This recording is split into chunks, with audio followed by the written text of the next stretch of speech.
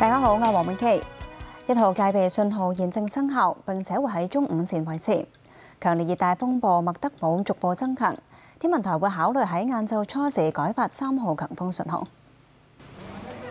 下星期一就係中秋節，呢晚仲可以見到皎潔嘅明月，但隨後1、2日天氣將會轉差。天文台話，強烈熱帶風暴麥德姆夜晚至星期六朝頭早會同香港保持大約500公里或以上距離。按照現時預測，麥德姆會逐步增強並靠近雷州半島，去到海南島東部一帶。本港風勢星期六稍後將會逐漸增強，天文台會考慮星期六下晝初時改發3號強風信號。咁之後咧，天文台會視乎麥德姆嘅強度啦，同埋佢嘅烈風區同珠江口嘅距離，以及本地風力嘅變化咧，去評估需唔需要改發更加高嘅熱帶氣旋警告信號。預料星期六日間仍然酷熱，稍後有幾陣狂風驟雨同雷暴，離岸及高地間中風力達到8級，即係烈風程度，海有湧浪同大浪。9日天氣預報顯示，去到下星期一，即係中秋節當日，大致多雲，有1、2陣驟雨，日間部分時間有陽光。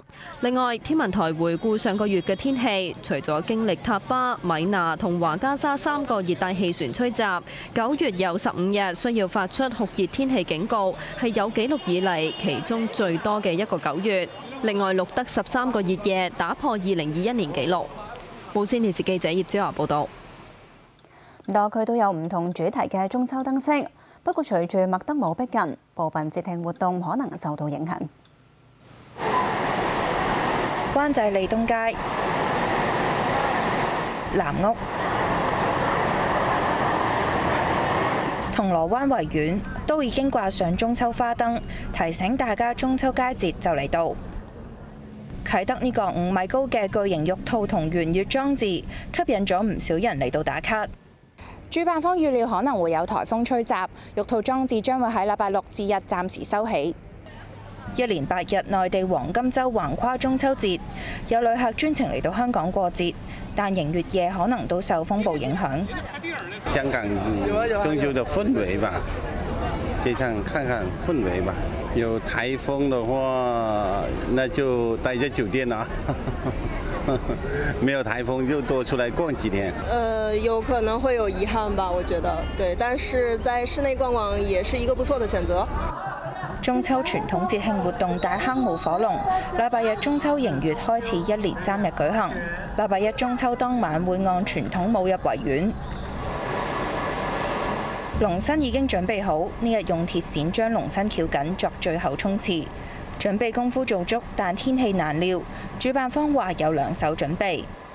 如果佢真係好大雨嘅時候，我哋會hold 住喺度唔起龍住嘅。咁等真係細啲雨咧，或者冇雨，我哋先會起龍。火龍最標誌嘅就係插喺上面12支嘅香啦，咁啲光係令到條火龍好靚啦。真正嗰條大火龍咧，就如果真係落雨咧，你哋即係會好失色啦。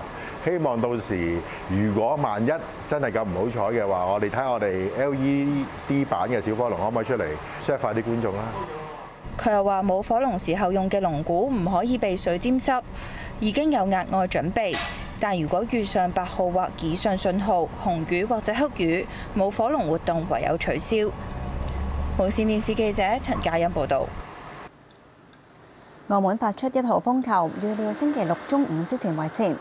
氣象局話，麥德姆移動速度較快，預料星期六晏晝開始風勢顯著增強，間中會有大驟雨。晏晝發出3號風球嘅機率提高。而星期日凌晨至到朝早，麥德姆將會最接近澳門。目前評估發8號風球嘅機會係較低至到中等。受天氣影響，澳門國際煙花比賽匯演最後一晚匯演將會延期。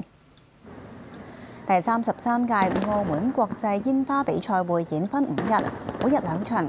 早前已經進行咗4日匯演。